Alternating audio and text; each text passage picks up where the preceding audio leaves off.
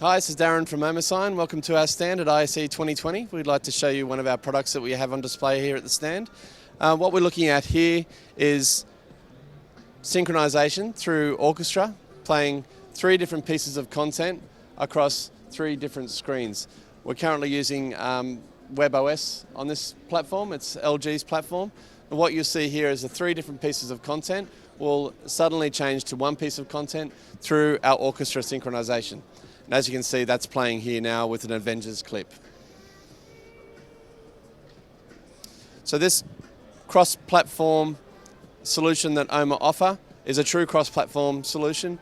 As I mentioned, this is webOS. We're also on Tizen platform with Samsung, BrightSign, Android, Windows, and also Linux. So we've got pretty much all bases covered. We'd like to show you a little HTML5 game that we have that is an overlay across this as well, showcasing our synchronization.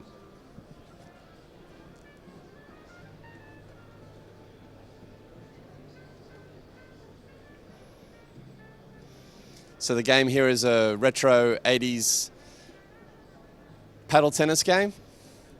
And it's just a bit of gamification that you can add to your solution to have interactivity with your customers.